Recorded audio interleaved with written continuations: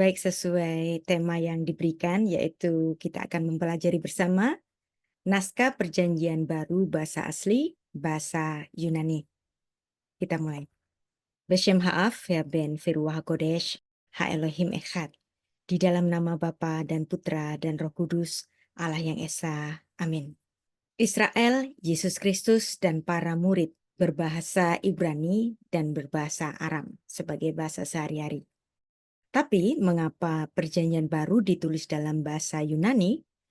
Dan apakah posisi Septuaginta untuk Perjanjian Baru? Kita akan mempelajari bersama sore ini. Ada pernyataan, there is no translation that completely accurate. In the case of disagreement of the translation, the original language is the authentic one. Ada banyak terjemahan-terjemahan yang tidak akurat, tapi dengan adanya ketidakcocokan atau ketidaksepakatan, maka naskah bahasa asli adalah hal yang paling otentik. Orang-orang Kristen Indonesia itu sering hanya memperlengkapi dirinya dengan membaca Alkitab-Alkitab yang sudah diterjemahkan. Tapi Anda harus tahu bahwa terjemahan-terjemahan Alkitab, meskipun itu yang terbaik sekalipun, adalah sebuah tafsiran sebenarnya. Terjemahan adalah tafsir terpendek. Maka jika seseorang mengkhotbahkan atau mengajarkan dari kitab suci yang sudah diterjemahkan, maka dia menafsirkan suatu tafsir. Ini ada di dalam ulasan dari buku yang bagus, yang berjudul Memahami Bahasa Agama, sebuah kajian hermeneutika. Memang di sini Profesor Komarudin Hidayat pijakannya itu membicarakan Al-Quran. Al-Quran kenapa harus dibaca dalam bahasa aslinya? Karena bagi teman-teman kita yang Muslim, ketika Al-Quran itu sudah diterjemahkan, maka itu sudah bukan Al-Quran lagi. Itu adalah terjemahan Al-Quran. Terjemahan Al-Quran itu bukan kata-kata yang diilhamkan oleh Tuhan bagi mereka. Nah, memang kita tidak berpijak pada Al-Quran, tetapi dengan logika yang sama, sebenarnya Tuhan memberikan inspirasi melalui Roh Kudusnya kepada para nabi dan para rasul melalui bahasa asli di mana mereka berbicara. Para murid Kristus, mereka berbicara dalam bahasa Aram, dalam bahasa sehari-hari. Mereka juga membaca Alkitab-Alkitab Ibrani. Tetapi ketika mereka memiliki satu tugas untuk memuridkan bangsa-bangsa di seluruh dunia, bahwa mereka mengabarkan pada bahasa Yunani, yang saat itu menjadi bahasa lingua franca atau bahasa internasional kala itu.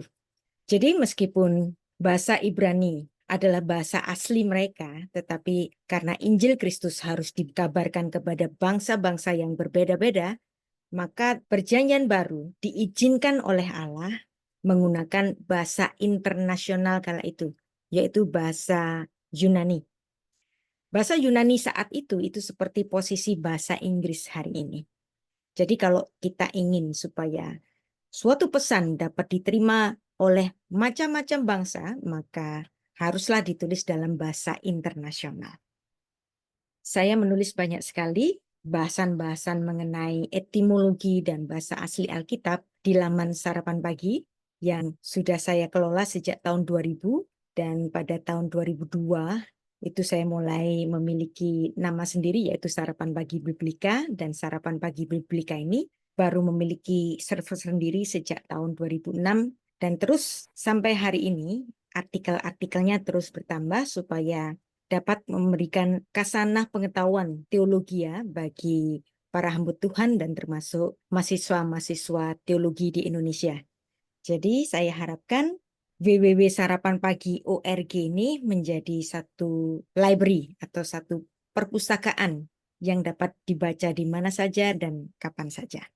Nah, sekarang kita mempelajari bahasa di zaman Tuhan Yesus Kristus. Dalam zamannya Tuhan Yesus, beredar 4 bahasa yang berlaku di wilayah Tanah Suci di Israel.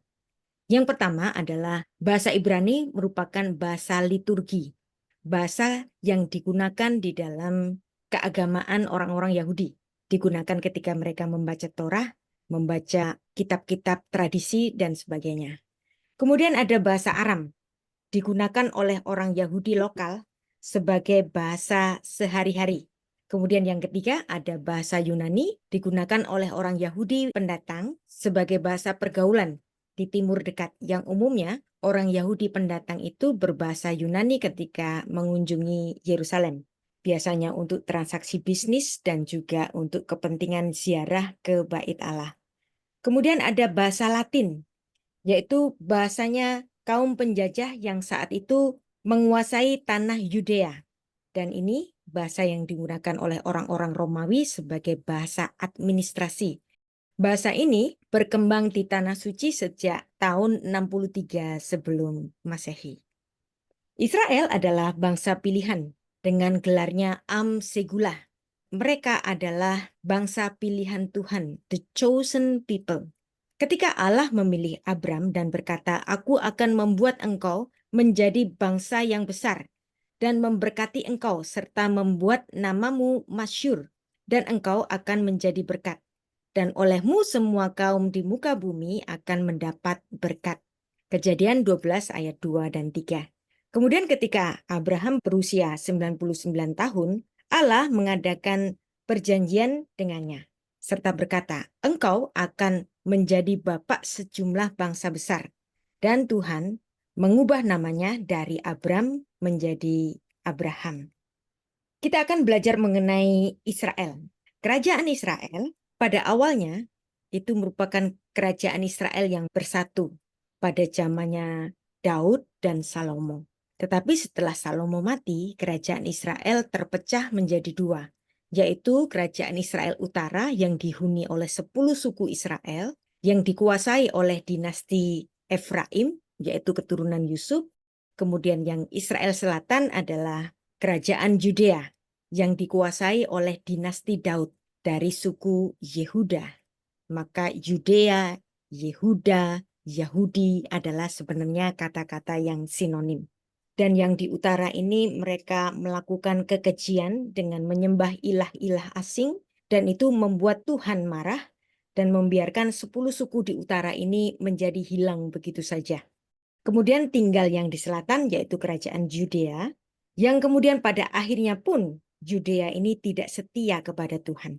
Kemudian mendapatkan hukuman dari Allah juga. Tetapi Tuhan tidak membiarkan punah kerajaan Yudea ini, dan Tuhan mengizinkan kekuatan yang dari utara itu mengalahkan bangsa Israel.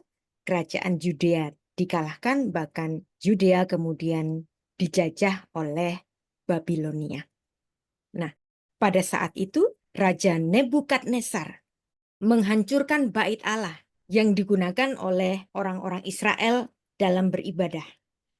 Kemudian bangsa yang di Yudea ini dibawa pergi ke satu wilayah yang disebut dengan Babel, dan peristiwa ini dikenal dengan pembuangan di Babel. Sejak saat inilah pembuangan di Babel, ya, di mana itu di Babel kira-kira di sini ya. Mereka kemudian mengenal bahasa Aram.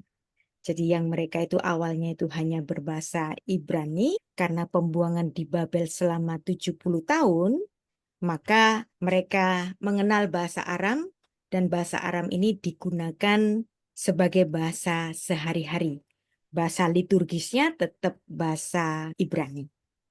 Jadi di sini kita bisa melihat bagaimana bangsa Ibrani itu atau bangsa Israel dibuang ke Babel pada tahun 586 sebelum Masehi.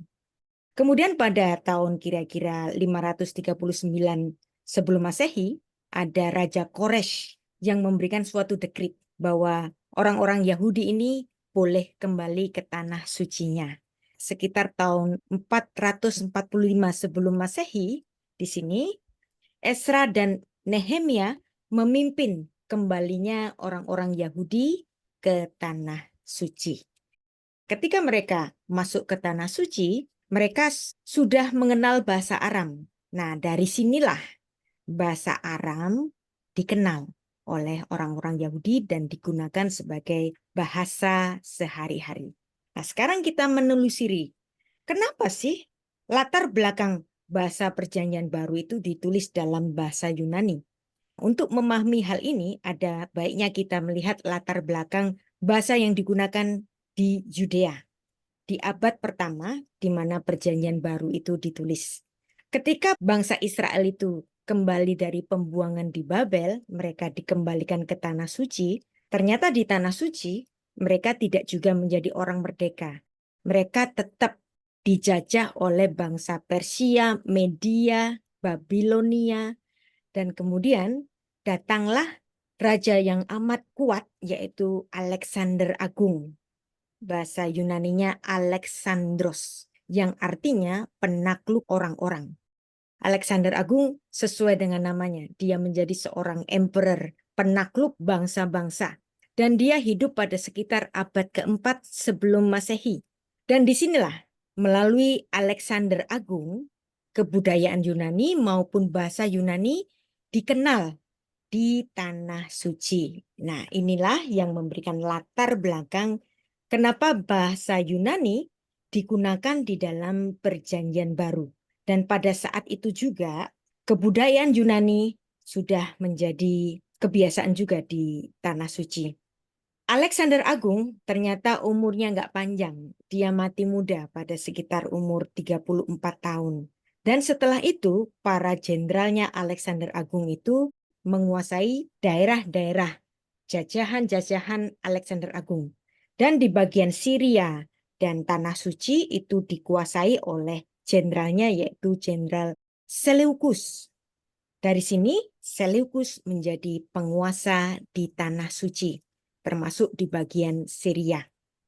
Sejak zaman Alexander Agung pada abad keempat sebelum Masehi, dan ini bandingkanlah dengan Daniel pasal 8 ayat 5-8, bahwa semenjak pembuangan orang Israel ke Babel, sebenarnya bahasa Yunani dan juga kemudian kebudayaan Helenistik itu sudah dikenal pada saat orang Israel itu dibuang ke Babel. Dan disitulah masa, yaitu abad ke-6 sebelum Masehi, ada pemikir-pemikir Yunani yang luar biasa. Mereka adalah Thales, kemudian disusul dengan seorang pemikir yang luar biasa yaitu Socrates, disusul dengan Plato, Aristoteles, dan seterusnya. Pada saat itulah bahasa Yunani menjadi lingua franca, bahasa pergaulan antar bangsa, sekaligus bahasanya para cerdik pandai. Nah, seperti hari ini juga. Seorang yang berpendidikan, meskipun dia tidak lancar berbahasa Inggris, dia bisa paham bahasa Inggris. Karena latar belakang inilah yang dimana bahasa Yunani itu sudah dikenal sebagai lingua franca, sebagai bahasa internasional. Dalam bahasa Yunani inilah Perjanjian Baru ditulis, terutama untuk konsumsi orang-orang Yahudi di luar Yudea yang menggunakan bahasa Yunani dan juga untuk bangsa-bangsa. Dalam kitab Kisah Para Rasul dan surat-surat Paulus, istilah Yunani sering dipakai searti dengan golongan bangsa-bangsa yang bukan bangsa Yahudi. Bangsa Makedonia berhubungan dengan keturunan Yawan, yaitu keturunan dari Yafet. Yafet adalah salah satu putra dari Nuh. Dan ini dicatat dalam Kejadian 10 ayat 2. Keturunan Yawan ini, yaitu keturunan Yafet, menjadi nenek moyang bagi sekelompok bangsa, yaitu orang Elisa, orang Tarsis, orang Kitim, dan orang Dodanim, yang ditulis di dalam Kejadian 10 ayat 4 dan 1 Tawarik 1 ayat 7. Dan dari sinilah ada pengaruh budaya keturunan Yafet di Tanah Suci. Dan bahasanya pun dikenal di Tanah Suci.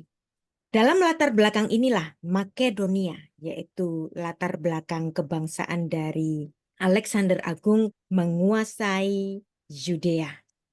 Dan kemudian pada tahun 148 sebelum Masehi, orang Romawi mendirikan Makedonia sebagai suatu provinsi dengan ibu kota Tesalonika.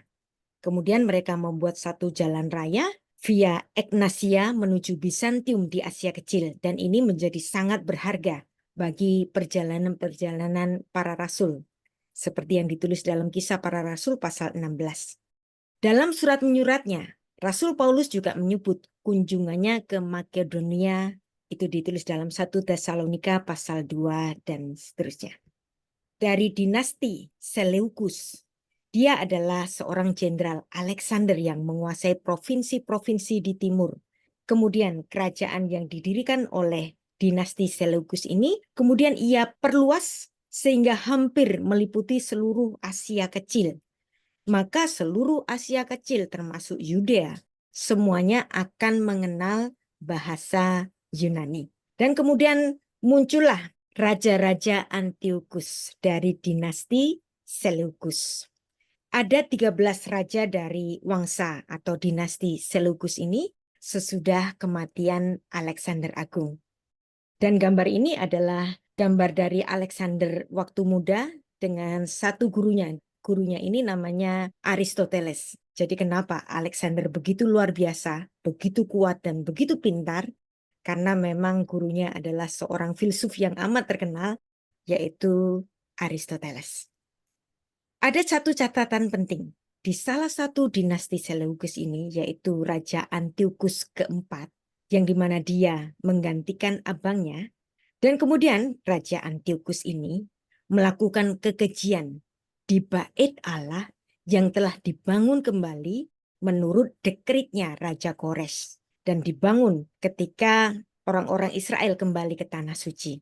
Raja Antiochus Epiphanes ini, dia melakukan kekejian yaitu dengan mempersembahkan binatang babi di bait Allah. Dan itu membuat keturunan Yahudi yang ada di Yudea sangat marah. Dan terjadilah pemberontakan Judas Makabe yang kemudian dimenangkan oleh milisi yang dipimpin oleh Judas Makabe ini. Sehingga bait suci dikuduskan kembali 3 tahun kemudian. Kata Makabe itu berasal dari singkatan Mi Chamocha Ba'elim Adonai. Orang Yahudi kemudian menyingkatnya dengan nama Makabe. Nah, sekarang kita akan memahami bagaimana ada Septuaginta. Septuaginta adalah terjemahan Perjanjian Lama atau terjemahan Tanakh Ibrani dalam bahasa Yunani. Kenapa sampai ada terjemahan Perjanjian atau Tanakh Ibrani dalam bahasa Yunani? Kitab Tanakh Ibrani disalin dan disalin secara cermat oleh golongan-golongan orang Masorah yang kemudian salinan-salinan mereka itu dikenal dengan salinan Masorah. Dan kalangan Masorah ini mempertahankan salinan-salinan naskah suci itu sejak abad ke-7 sampai abad ke-9. Dan mereka adalah keturunan-keturunan Yahudi yang sangat bertanggung jawab dan sangat konsisten untuk melakukan penyalinan-penyalinan kitab suci. Jadi kitab Septuaginta adalah terjemahan Yunani Perjanjian Lama.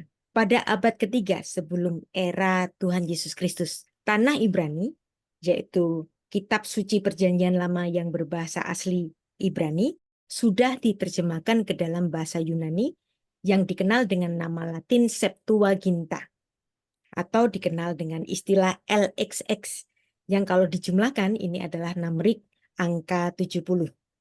Istilah Latin Septuaginta itu baru muncul pada masanya Bapak Gereja Agustinus pada abad keempat Masehi. Dan eksistensi Septuaginta yang sudah eksis di bumi sejak abad ketiga sebelum Masehi ini, tampaknya saya merasakan bahwa ini adalah kehendak Tuhan. Dan dari sinilah pijakan kenapa bahasa Yunani menjadi bahasanya Perjanjian Baru. Apa dasar penerjemahan Septuaginta bahasa Yunani ini? Bukankah Tanakh Ibrani adalah kitab yang sakral? Perlukah Tanakh Ibrani itu diterjemahkan ke dalam bahasa Goyim, bahasanya para orang-orang kafir non-Yahudi? Dalam kitab tradisinya orang Yahudi, yaitu dalam Megillah 9a, menceritakan pandangan para rabi tentang penerjemahan ini, yang saya rangkum sebagai berikut. Para rabi mengizinkan tulisan tefilin, yaitu tali sembayang, dan mesusa, yaitu tulisan pada tiang pintu rumah, selain ditulis dalam bahasa Aram, boleh juga ditulis dalam bahasa Yunani. Kemudian para rabi orang Yahudi itu, yaitu Gemara, mereka berdiskusi. Bagaimana para rabi kita itu mengizinkan hal ini? Tidakkah itu ditulis sehubungan dengan filogeni dan mesusot? Vehayu hadevarim haeleh. And this word shall be. Ulangan 6 ayat 6 menunjukkan bahwa bahasanya bisa berubah. Maka gulungan kitab Taurat yang ditulis dalam bahasa Ibrani ini boleh diterjemahkan dalam bahasa apapun. Ini yang ditulis dalam Megillah 9a. Dan di dalam Megillah 9a ini ditulis satu bagian yang menarik. Hayinu te'ima diktif yafet Elohim veyafat yafyutu shel yofet yehebeohel shem. Menjadi bagi kita keindahan literatur Yafet, yaitu bahasa Yunani, oleh Allah, dan kecantikan dari Yafet akan ada di kemah Sem. Dan Yafet ini menjadi suatu perlambangan bagi orang Yunani dan bahasanya. Bagaimana mungkin orang-orang Yunani itu bisa menguasai tanah suci? Ini sesuai nubuat yang diucapkan oleh Nabi Nuh sejak Kejadian 9 ayat 27. Allah meluaskan kiranya tempat kediaman Yafet, dan hendaklah ia tinggal dalam kemah-kemah Sem, tetapi hendaklah Kanaan menjadi hamba baginya. Yafet mendiami kemah-kemahnya Sem, yang artinya bahasanya Yafet dan kebudayaannya Yafet. Suatu saat akan tinggal di kemah-kemahnya Sem, yaitu di wilayah yang terdapat orang-orang Semit, yaitu keturunan Abraham di tanah suci di Israel. Jadi ini merupakan suatu nubuat yang sudah ada ribuan tahun sebelumnya. Perhatikan, kita mengenal seorang filsuf yang bernama Plato. Dia itu lahir pada sekitar abad ke-5 sebelum Masehi. Dia adalah seorang filsuf dan dia adalah seorang matematikawan Yunani. Dan secara spesifik dia berasal dari Athena. Dilihat dari perspektif sejarah filsafat, Plato digolongkan sebagai filsuf Yunani kuno. Dan Plato ini adalah penulis Philosophical Dialogues dan pendiri dari Akademi Platonik di Athena, sekolah tinggi pertama di dunia barat. Anda tahu di sini? Plato ada pada sekitar abad ke-5 sebelum Masehi. Pembuangan bangsa Yahudi ke Babel itu terjadi pada abad ke-6 Masehi. Dari sinilah, dari pembuangan bangsa Israel ke Babel, maka orang-orang Yahudi itu kemudian bersentuhan dengan orang-orang asing, termasuk dengan para pemikir Helenistik ini.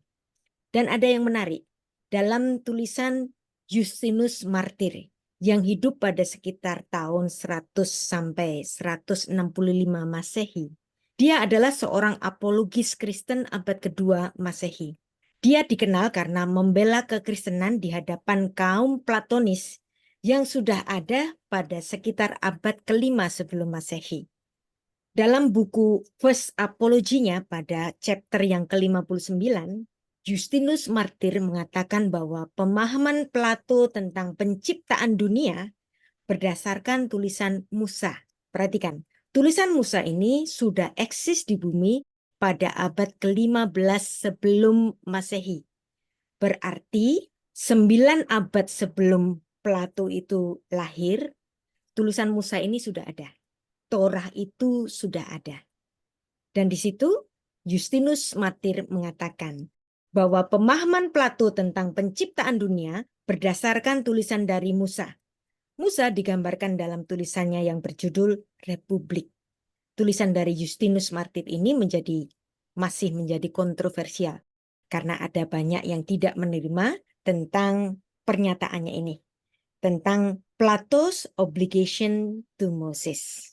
Tetapi saya percaya, karena berdasarkan timeline zaman, Musa hidup lebih awal daripada Plato. Musa hidup pada abad ke-15 sebelum Masehi, sedangkan Plato baru muncul pada abad ke-5 sebelum Masehi. Jadi kalau pemahaman Plato terpengaruh oleh kitab Torah yang terjadi singgungan budaya antara orang Yahudi dengan bangsa-bangsa lain di Babilonia, itu mungkin saja terjadi. Dan kita dapat membandingkan pendapat Justinus Martyr ini dengan sebuah buku yang berjudul Preview Mosios yang ditulis oleh Philo, yang artinya The Life of Moses. tulisan Philo ini pada sekitar abad 20 sebelum Masehi sampai abad ke-50 Masehi. Dia adalah filsuf Yahudi dari Alexandria. Dia begitu menghormati sosok Musa, dan dia memandang sosok Musa adalah seorang filsuf terbesar sepanjang zaman, melebihi Plato, melebihi Socrates, melebihi Aristoteles. Dalam tulisannya Philo ini, On the Life of Moses, dalam buku kedua, chapter yang ke-211, dikatakan bahwa Musa memerintah bangsa, mengatur hukumnya, melembagakan ritusnya, dan menjalankan pemerintahannya dengan martabat dan kehormatan. Musa adalah seorang bijak, tabah, dan Musa adalah pemimpin yang dapat mengendalikan diri. Kita dapat membandingkan ini dalam Bilangan 12 ayat 3. Dan ungkapan dari Philo bahwa Musa adalah filsuf terbesar sepanjang zaman, the all great Moses. Ini berhubungan dengan ungkapan Ibrani, Moshe Rabenu, Rabban Shekol Hanefiim. Musa rabi besar kami, guru besar bagi seluruh nabi-nabi. Dan Musa bisa saja mempengaruhi pemikiran-pemikiran para filsuf Yunani. Bagaimanapun secara timeline zaman, Musa hidup 15 abad sebelum Masehi. Dan ada yang menarik pendapat dari Theophrastus of Eresos, murid dari Aristoteles yang hidup pada sekitar abad keempat sebelum Masehi. Theophrastus of Eresos ini mengatakan bahwa Jews are the philosophers by race. Orang-orang Yahudi adalah bangsanya kaum filsuf. Nah, dengan demikian, apa yang dikatakan oleh Justinus Martir bahwa kemungkinan Plato itu sangat terpengaruh dengan pemikiran Musa, ini bisa diterima. Walaupun hal ini masih kontroversial. Sekarang kita memahami kenapa kitab suci Tanah Ibrani itu kemudian diterjemahkan ke dalam bahasa Yunani. Tentu saja, apa yang dipahami oleh Plato dan filsuf-filsuf lain, termasuk pernyataan dari Theophrastus of Eresos yang mengatakan bahwa Jews the philosopher by race.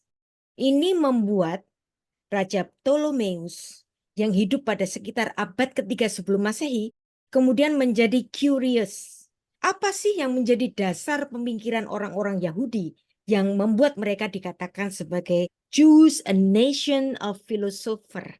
Maka Raja Ptolemeus kedua ini kemudian meminta para rabi Yahudi untuk menerjemahkan Tanah Ibrani yang berbahasa asli Ibrani itu kemudian diterjemahkan menjadi bahasa Yunani.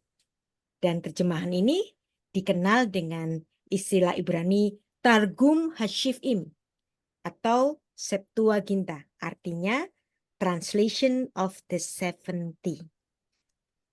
Kemudian nama-nama Alkitab Ibrani ini menjadi berubah sesuai terjemahannya. Misalnya kitab Kejadian yaitu kitab Bereshit bahasa Ibraninya, kemudian berubah nama menjadi Genesis. Kitab Keluaran yaitu kitab Shemot berubah namanya menjadi Exodus. Kitab Imamat, nama bahasa Ibraninya adalah Vayikra, kemudian diganti menjadi Levitikon. Kemudian kitab Bilangan yang nama Ibraninya adalah Bamidbar, kemudian diganti namanya menjadi Arithmoi. Kitab Ulangan dalam bahasa asli Ibraninya itu bernama Devarim, kemudian diterjemahkan dengan Deuteronomium. Dan seterusnya, nama-nama kitab Ibrani juga kemudian semuanya diterjemahkan menjadi nama-nama Yunani. Nama-nama inilah yang kemudian kita kenal dalam bahasa Inggris, kitab Kejadian, kitab Genesis, kitab Keluaran, kitab Exodus, kitab Imamat, kitab Leviticus, kitab Bilangan, kitab Numbers, kitab Ulangan, Deuteronomi. Dan nama-nama ini merujuk pada nama-nama yang ada di Septuaginta. Dan perhatikan, ini adalah kehendak Tuhan. Dan Septuaginta ini yang menjadi pegangan bagi para rasul ketika menginjil. Anda harus membayangkan ketika para rasul menginjil, perjanjian baru itu belum dikanonkan, belum menjadi satu bagian Maka ketika rasul-rasul Kristus itu menginjil, maka kitab suci yang dibawa itu bukan kitab suci Perjanjian Baru, karena kitab suci Perjanjian Baru belum disatukan. Maka kitab yang dibawa-bawa oleh para rasul tentulah kitab Septuaginta, dan juga kitab-kitab yang ditulis oleh para rasul yang sebagian sudah disalin dan dibawa oleh masing-masing rasul, atau bahkan mereka baru melakukan itu sebagai tradisi lisan. Jadi kitab-kitab saat itu mungkin baru perkataan para rasul sebagai perkataan lisan saja yang belum dibukukan. Jadi kitab suci yang dibawa itu bukan kitab suci tanah Ibrani, karena orang-orang itu tidak berbahasa Ibrani, maka para rasul Kristus membawa kitab-kitab yang berbahasa Yunani yang adalah bahasa internasional saat itu. Nah, dari pijakan ini kita dapat memahami kenapa Perjanjian Baru ditulis dalam bahasa Yunani. Karena Tuhan Yesus menghendaki agar Injilnya itu dikenal oleh segala bangsa.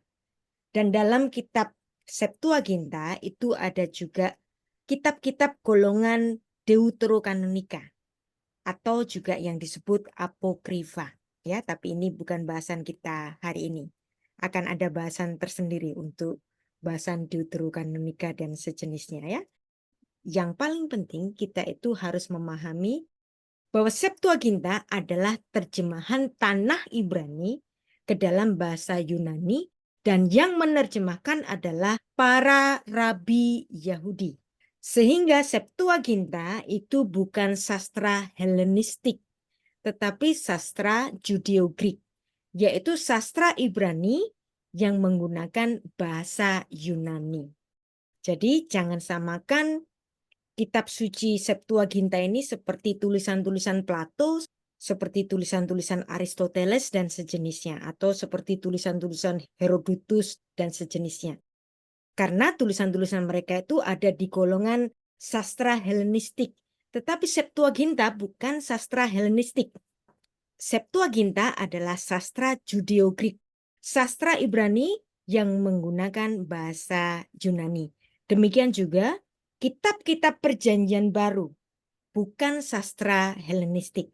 Kitab-kitab Perjanjian Baru karena ditulis oleh rasul-rasul Kristus yang adalah orang-orang Yahudi, ini pun bukan sastra Helenistik. Tetapi Perjanjian Baru walaupun menggunakan bahasa Yunani, tetapi ia masuk dalam sastra Judeo-Grik yang menulis orang Ibrani dalam bahasa Yunani. Nah, orang-orang Yahudi itu tahu bahwa ketika kitab suci mereka itu diterjemahkan ke dalam bahasa lain, maka akan ada kata-kata atau kalimat-kalimat yang tidak bisa sama persis untuk diterjemahkan. Maka akan ada yang namanya loss in translation. Untuk hal ini, orang-orang Yahudi harus berpuasa karena ada ketidakselarasan atau ketidaksempurnaan ketika kitab suci mereka itu diterjemahkan ke dalam bahasa asing. Seperti kata Prof. Komarudin Hidayat tadi yang mengatakan bahwa terjemahan kitab suci bukan kitab suci itu sendiri. Karena terjemahan kitab suci sudah mengandung tafsir. Terjemahan adalah tafsir terpendek. Maka untuk hal ini, orang-orang Yahudi yang tahu kitab sucinya itu diterjemahkan ke dalam bahasa lain yang terjadi deviasi makna, maka mereka harus memohon ampun kepada Tuhan atas ketidaksempurnaan terjemahan itu. Dan puasa itu dilakukan pada tanggal 10 bulan Tefet atau disebut Asara Betefet, mereka melakukan puasa.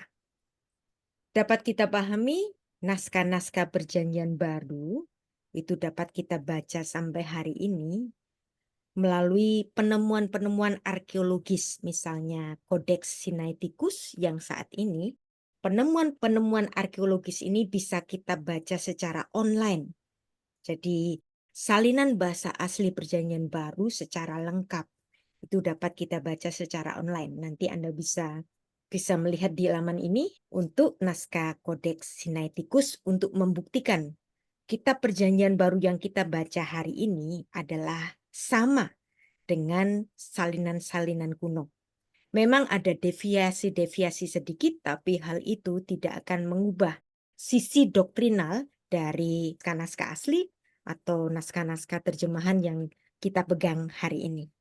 Jadi Anda bisa melihat cara online hari ini. Kita harus menghargai teknologi. Teknologi itu membuat kita bisa menelusuri naskah-naskah kitab suci yang paling kuno sekalipun untuk dapat kita baca di rumah kita masing-masing oleh karena ada teknologi internet. Kenapa 70? Kenapa Septuaginta? Septuaginta itu kan artinya 70. Karena 70 adalah daftar bangsa-bangsa dari keturunan Nuh. Ini dapat kita telusuri dalam Kejadian pasal 10 bahwa memang ada 70 turunan Nuh yang melahirkan bangsa-bangsa seluruh dunia. Sehingga angka 70 ini itu merujuk kepada angka global dunia. Maka terjemahan yang pertama untuk kitab Tanakh Ibrani disebut sebagai Targum Hashifin, terjemahan 70 untuk merujuk 70 bangsa-bangsa yang menjadi wakil atau lambang global dunia. Nah, angka 70 ini didapat dari jumlah keturunan Nuh. Bahwa keturunan Sem berjumlah 26, keturunan Yafet berjumlah 14, keturunan Ham berjumlah 30, kalau di total kita menemukan angka 70. Sehingga kita dapat memahami kenapa angka 70 selalu dirujuk sebagai lambang global dunia. Dan dari sinilah Nuh melahirkan 70 keturunan yang berasal dari 3 putranya, Ham, Sem, dan Yafet. Dan kita mungkin ada di keturunan di Asia di sini, ya, atau mungkin Sem, who knows. Tapi ini adalah perkiraan bangsa-bangsa yang diturunkan oleh ketiga putra Nuh. Ada yang menarik pada hari raya Pentakosta.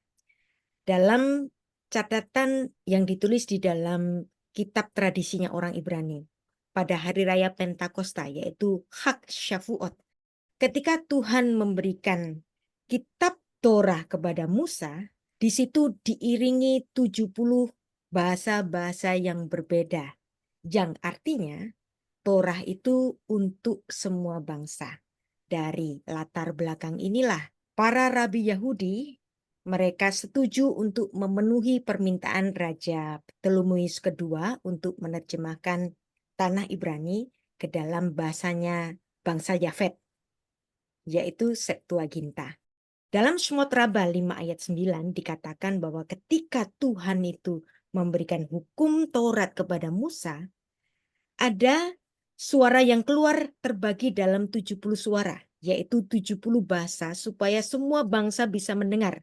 Dan semua umat dan bangsa mendengar suara itu dalam bahasa mereka masing-masing.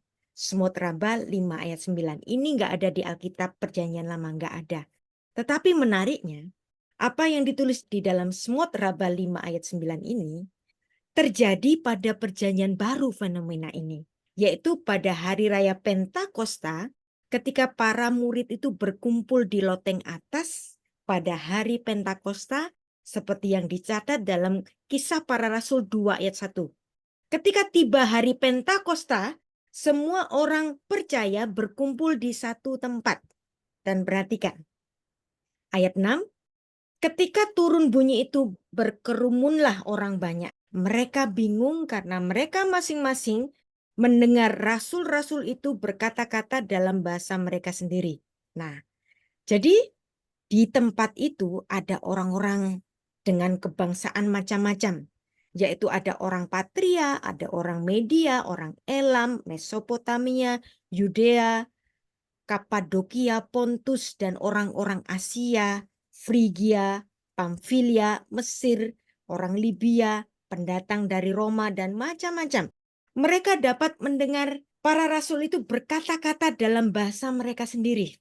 Dari fenomena ini, yang dipandang oleh para rasul, bahwa ini adalah sesuatu fenomena yang terjadi ketika orang-orang Israel itu di padang gurun menerima hukum Taurat, dan hukum Taurat itu diiringi dengan 70 suara bahasa-bahasa yang berbeda-beda. Dari pijakan inilah Roh Kudus memimpin para rasul Kristus untuk menulis Injil ke dalam bahasa internasional kala itu. Bahasa yang seperti ada di dalam kitab Septuaginta, yaitu bahasa Yunani. Di mana pijakannya? Yaitu pijakannya dalam Kisah Para Rasul pasal 2, ketika ada fenomena bahasa pada hari raya Pentakosta. Dari sini kita dapat memahami bahwa bahasa Yunani yang dipakai untuk menginjil oleh para rasul Kristus. Di samping bahasa Yunani ada juga bahasa Romawi, karena Romawi sudah menguasai tanah suci sejak tahun 63 sebelum Masehi.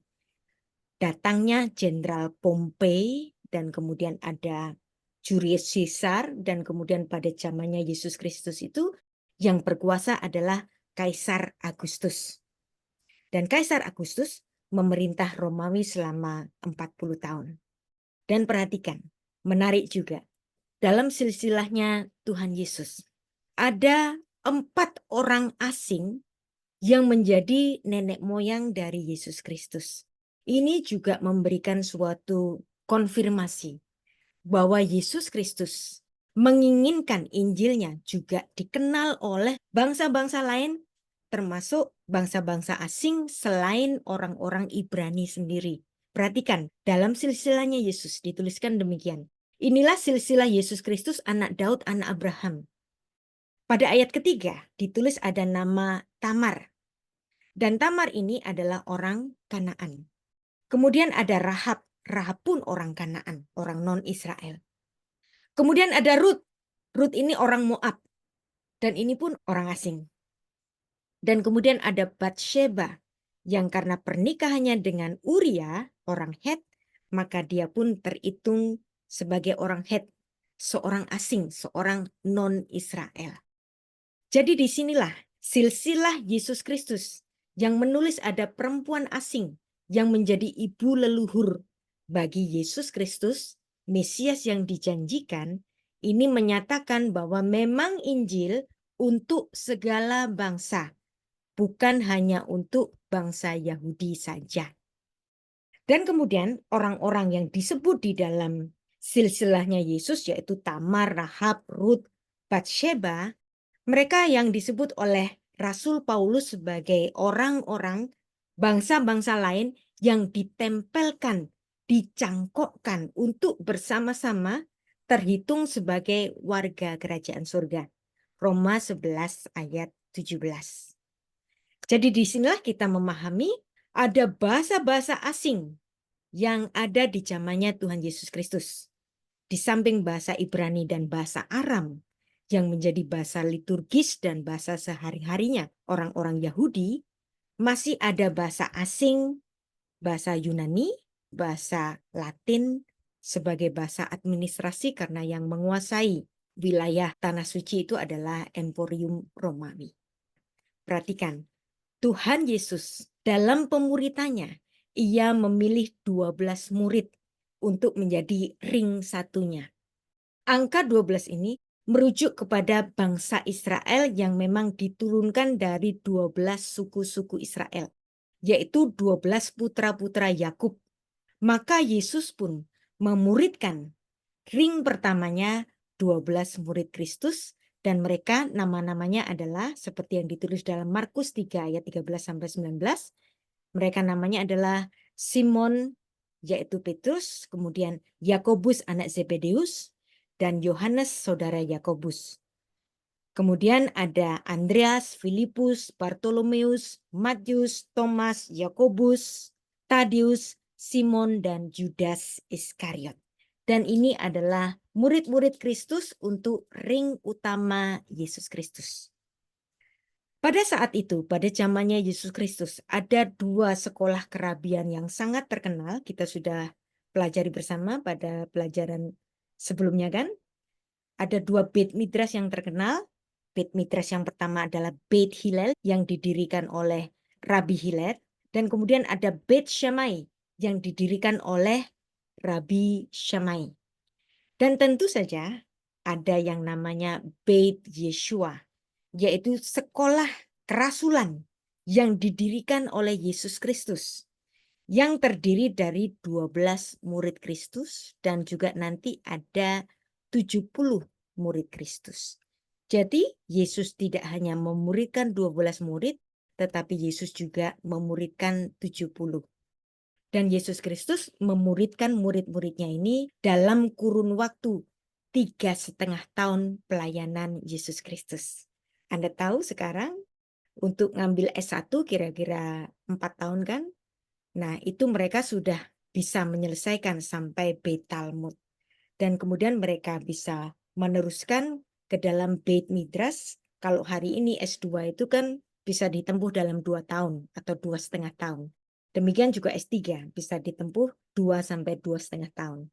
Anda lihat di sini, apabila sekolah yang didirikan oleh Kristus ini, yang durasinya itu bisa kita perkirakan 3,5 tahun, maka murid-murid Yesus ini akan setara dengan para rabi lainnya. Ya, jadi jangan katakan bahwa murid-murid Kristus ini tidak sekolah, tetapi murid-murid Kristus itu benar-benar adalah orang-orang yang berpendidikan. Dan yang menjadi guru bagi mereka adalah Sang Firman, Allah yang inkarnasi, guru dari segala guru. Dia adalah Maha Guru. Yesus Kristus adalah Maha Guru. Perhatikan, maka tidak boleh dikatakan bahwa murid-murid Kristus ini adalah orang-orang yang nggak sekolah, karena murid-murid Kristus tidak mendapatkan pendidikan secara instan, tetapi mereka bersama-sama dengan Kristus setiap hari dalam kurun waktu 3,5 tahun. Nah, jadi perhatikan, ada 2 kelompok yang dimuridkan oleh Yesus Kristus. Yang pertama adalah 12 murid, ini adalah lambang bangsa Israel, the chosen people. Dan kemudian ada 70 murid-murid, ini adalah lambang dari bangsa-bangsa global dunia. Ya, perhatikan 12 murid Kristus ini, mereka ditugaskan oleh Kristus untuk menginjil pertama-tama kepada bangsa Israel. Tuhan Yesus mengambil ke-12 muridnya dan memberi kuasa kepada mereka untuk mengusir roh-roh jahat dan untuk melenyapkan segala penyakit dan segala kelemahan. 12 muridnya. Dan kemudian dituliskan dalam Lukas 10 ayat 1, yang dimana Lukas ini adalah salah satu dari 70 murid Kristus. Perhatikan, ayat ini menulis, kemudian daripada itu, Tuhan menunjuk 70 murid yang lain, lalu mengutus mereka berdua-dua mendahulinya ke setiap kota dan tempat yang hendak dikunjunginya. Lukas itu secara khusus menulis 70 murid, karena dia adalah bagian dari 70 murid Kristus. Jadi di sini ada pengertian yang luar biasa yang dapat kita tarik dalam Lukas 10 ayat 1, di mana Lukas sendiri adalah salah satu dari kelompok 70 itu. Yang ini membuat Lukas adalah seorang saksi mata untuk pelayanan Kristus di bumi. Dan inilah kenapa Tuhan Yesus memberikan amanat agungnya yang ditulis di dalam Matius 28 ayat 19. Karena itu pergilah, jadikan semua bangsa muridku dan baptislah mereka di dalam nama Bapa dan Anak dan Roh Kudus. Dan ini adalah amanat Kristus. Semua bangsa, dan ini secara gematria Ibrani dilambangkan dengan angka 70. Kisah 1 ayat 8, Tuhan Yesus mengulanginya kembali. Tetapi kamu akan menerima kuasa kalau Roh Kudus turun ke atas kamu. Dan ini bisa dibuktikan dalam Kisah Para Rasul pasal 2. Maka kamu akan menjadi saksiku di Yerusalem dan di seluruh Yudea. Nah, ini lambang 12 suku bangsa Israel dan Samaria sampai ke ujung bumi. Dan ini adalah suatu perintah untuk menginjil kepada bangsa-bangsa di bumi yang dilambangkan dengan angka 70. Perhatikan, 70 murid Kristus termasuk yang menulis 2 kitab Injil. Perhatikan, Tuhan Yesus memiliki 3 murid utama, yaitu 3 orang yang menjadi inner circle-nya. Mereka adalah Petrus, Yohanes, dan Yakobus. Kemudian ada kelompok 12 atau yang disebut Shneim Asar atau Shneim Esreh.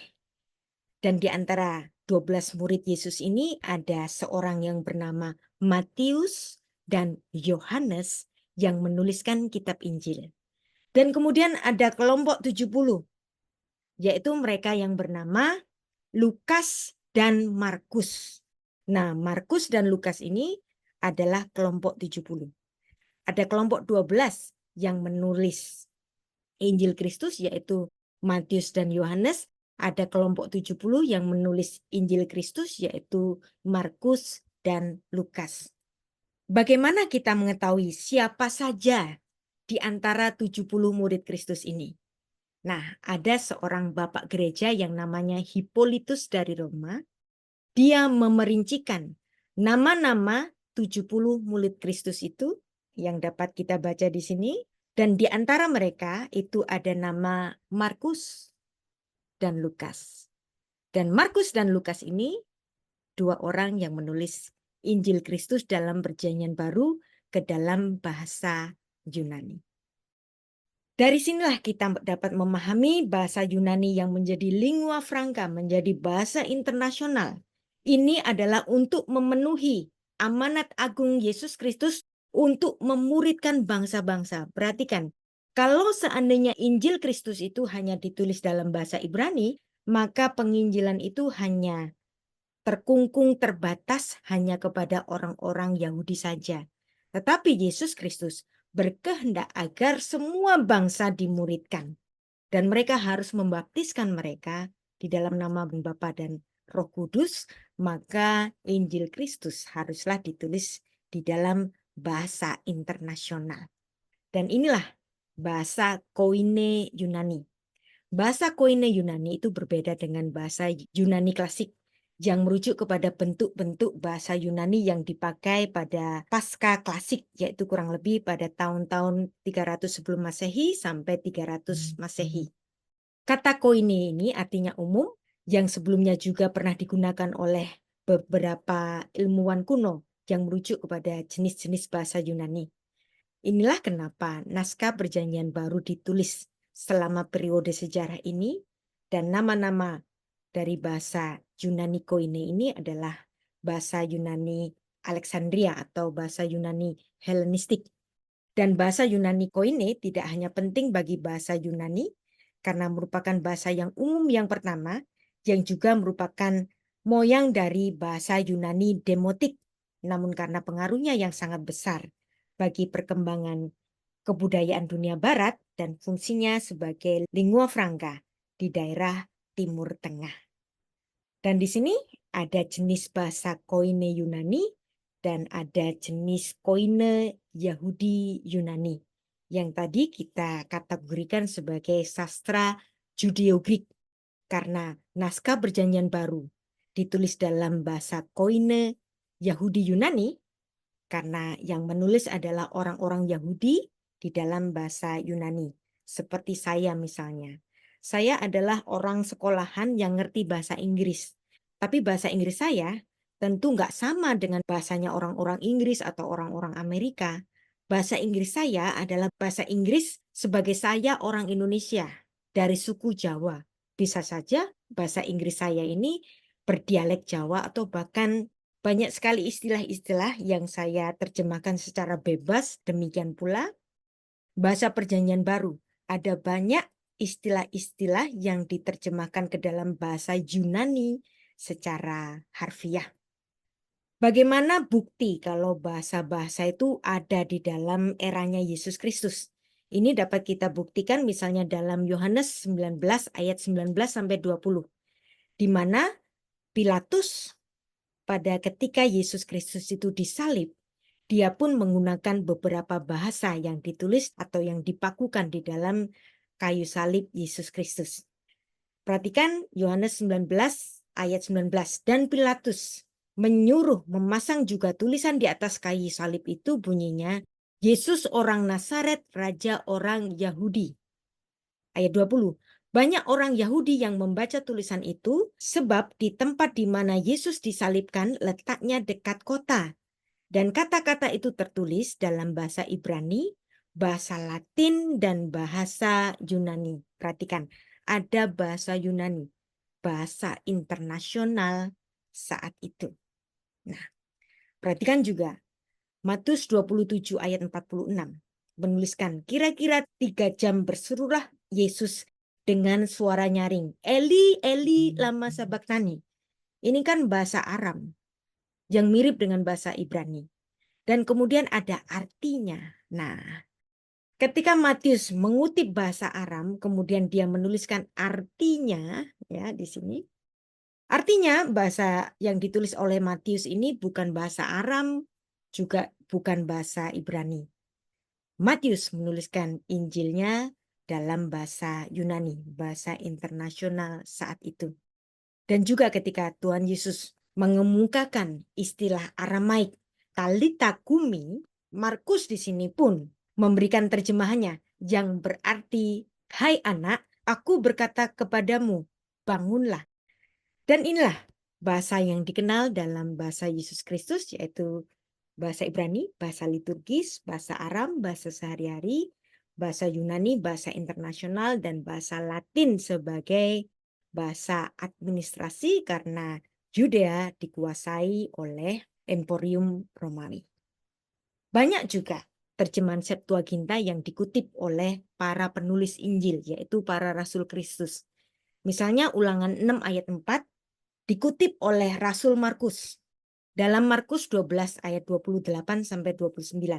Ayatnya menulis, hukum yang terutama ialah, dengarlah hai orang Israel, Tuhan itu Allah kita, Tuhan itu Esa. Dan ini Rasul Markus mengutip Septuaginta. Aku kurios uteos, hemon kurios eis estin.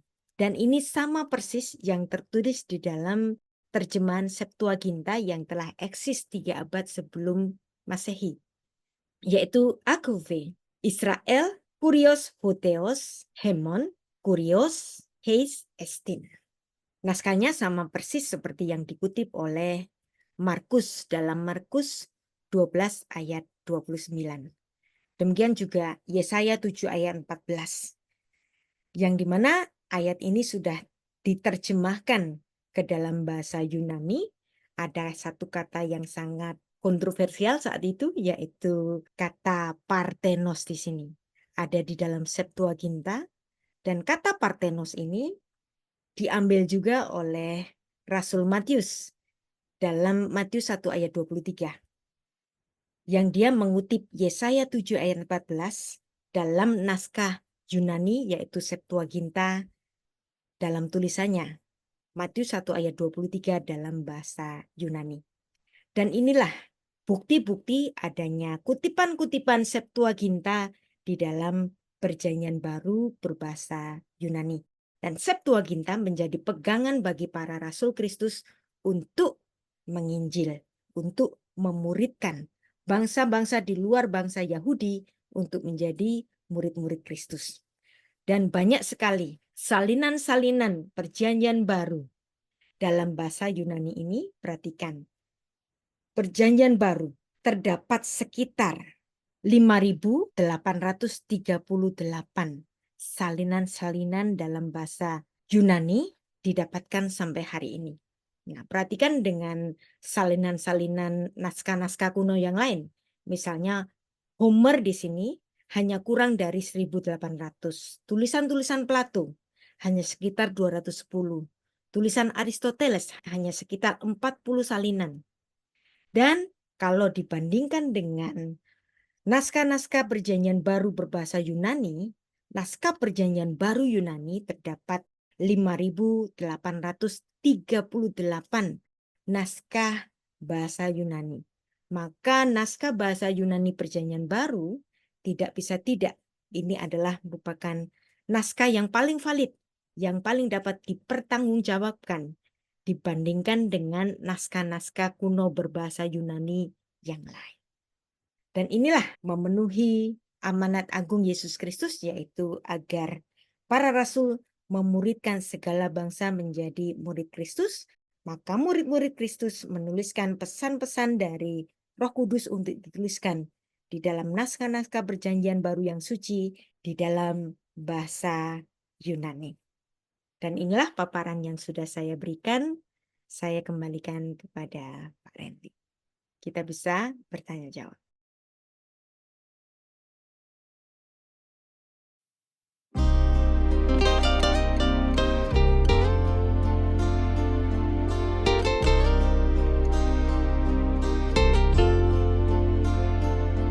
Baruch haba b'Shem Adonai, Hallelujah. Baruch